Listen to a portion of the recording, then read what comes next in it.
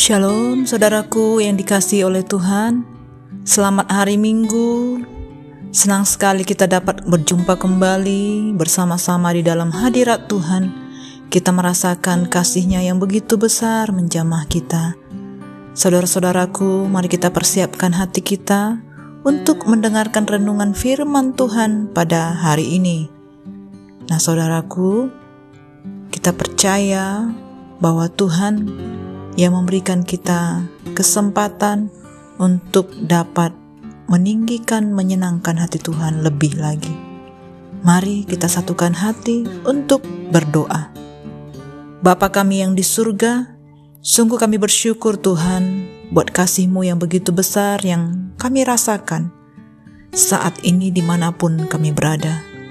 Kami percaya anugerah Tuhan sungguh nyata bagi setiap kami, sehingga tak henti-hentinya kami bersyukur, kami berterima kasih atas setiap kasih-Mu, atas setiap berkat-Mu, bahkan setiap keadaan-keadaan yang kami alami.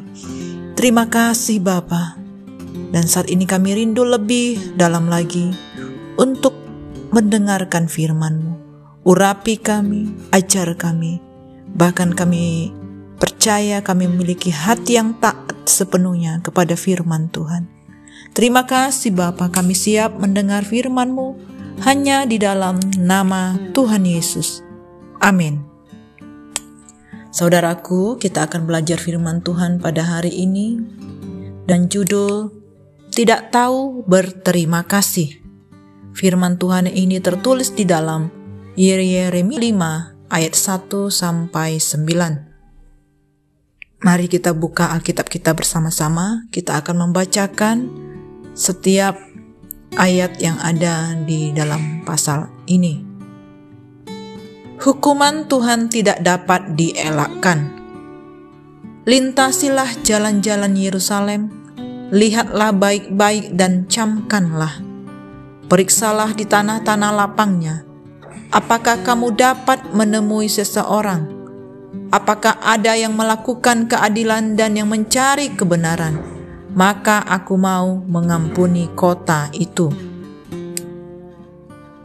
Ya Tuhan, tidakkah matamu terarah kepada kebenaran?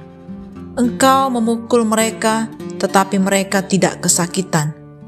Engkau meremukkan mereka, tetapi mereka tidak mau menerima hajaran. Mereka mengeraskan kepalanya lebih daripada batu, dan mereka tidak mau bertobat. Lalu aku berpikir, itu hanya orang-orang kecil. Mereka adalah orang-orang bodoh, sebab mereka tidak mengetahui jalan Tuhan, hukum Allah mereka. Baiklah aku pergi kepada orang-orang besar, dan berbicara kepada mereka. Sebab merekalah yang mengetahui jalan Tuhan, hukum Allah mereka. Tetapi mereka pun semuanya telah mematahkan kuk, telah memutuskan tali-tali pengikat. Bagaimana kalau begitu? Dapatkah aku mengampuni engkau? Anak-anakmu telah meninggalkan aku dan bersumpah demi yang bukan Allah. Setelah aku mengenyangkan mereka, mereka berzina dan bertemu ke rumah persundalan. Mereka adalah kuda-kuda jantan yang gemuk dan gasang, masing-masing meringkik menginginkan istri sesamanya. Masakan aku tidak menghukum mereka karena semuanya ini? Demikianlah firman Tuhan. Masakan aku tidak membalas dendamku kepada bangsa yang seperti ini? Amin. Saudaraku, Allah Israel adalah Allah yang Maha Pengampun.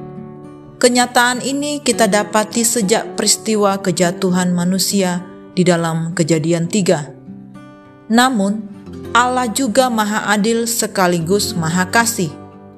Kedua sifat itu kita temukan dalam peristiwa penghakiman atas Sodom. Allah berdialog dengan Abraham tentang jumlah orang benar yang ada di sana. Tuhan mengutus Yeremia untuk mencari satu orang benar di Yerusalem. Yeremia siap melakukannya, tetapi ia menghadapi kenyataan yang menggelisahkan hatinya. Dalam penilaian Allah, betapa manusia siap untuk bersumpah palsu dan tidak mau bertobat kepadanya. Allah bermaksud mendidik umat-Nya. Kata perzinahan yang tertulis dalam nubuatan Yeremia menggambarkan pemberontakan manusia terhadap Allah. Sebab hakikat penyembahan berhala adalah perzinahan terhadap Allah yang sejati. Perikop ini mengingatkan kita kepada keadilan Allah yang tidak pilih-pilih maupun berat sebelah. Allah memberikan penghakiman secara adil, masing-masing menurut sikap umat terhadap Allah. Dunia saat ini bergulat dengan pertanyaan tentang kasih dan keadilan Allah. Di tengah hantaman pandemi, dunia menjadi tidak berdaya.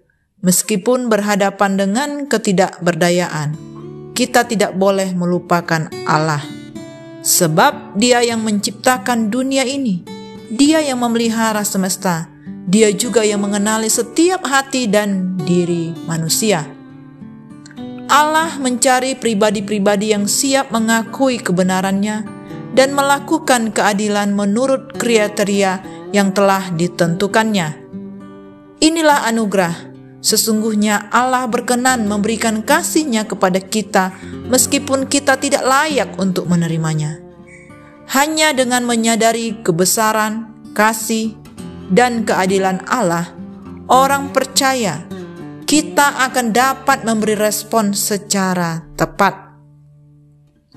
Seperti firman Tuhan di dalam 2 Timotius 3 ayat 1-2. Ketahuilah bahwa pada hari-hari terakhir akan datang masa yang sukar. Manusia akan mencintai diri sendiri dan menjadi hamba uang. Mereka akan membual dan menyombongkan diri. Mereka akan menjadi pemfitnah. Mereka akan berontak terhadap orang tua dan tidak tahu berterima kasih, tidak mempedulikan agama. Saudaraku, tidak tahu berterima kasih adalah dosa melawan Tuhan. Kita sering lupa mengucap syukur kepada Tuhan atas setiap berkat, setiap keadaan, ataupun sesuatu yang kita terima, yang sudah Tuhan berikan kepada kita. Mari saudaraku, jangan lalai untuk kita bersyukur dengan apa yang sudah Tuhan berikan. Kita percaya saudara bahwa setiap kita akan terus mengalami masa-masa sulit. Namun sebagai orang percaya, biarlah iman kita terus bangkit, iman kita bekerja. Karena kita diundang sebagai orang percaya untuk merenungkan keagungan, kasih dan keadilan Allah di dalam hidup kita, supaya kita dapat mengungkapkan rasa syukur kita kepada Allah. Hidup ini adalah melayani dan buah dari rasa syukur kita kepada Allah. Demikianlah firman Tuhan yang dapat kita renungkan pada hari ini. Mari saudara-saudaraku, kita sungguh bersyukur kepada Tuhan karena pengorbanannya, karya penebusannya sungguh ajaib bagi setiap kita. Setiap saatlah kita terus bersyukur, karena demikianlah firman Tuhan. Mengucap syukurlah dalam segala hal. Mari saudaraku, kita satukan hati di dalam doa. Terima kasih Bapa yang baik, sungguh kami bersyukur kalau hari ini kami terus diberikan kekuatan, kemampuan untuk kami dapat mengenal, kami dapat mengerti setiap firman Tuhan yang kami dengarkan. Urapi kami Tuhan, hati yang taat, hati yang sungguh-sungguh mau untuk dapat melakukan firman-Mu. Berkati kami, Engkau bersama-sama kami senantiasa. Terima kasih Bapa, biar firman-Mu termeterai dalam hati kami. Kami sungguh-sungguh hidup di dalam kebenaran firman, sehingga kami menjadi kesaksian bagi banyak orang. sehingga kami boleh memancarkan kasih Bapa, kasih Allah bagi dunia ini. Terima kasih Bapa, berkati ibadah kami sepanjang hari ini. Biarlah hanya nama Tuhan dipermuliakan, semuanya tentang Tuhan. Terima kasih Bapa, hanya di dalam nama Tuhan Yesus kami berdoa. Amin. Selamat hari Minggu dan selamat beribadah. Tuhan Yesus memberkati.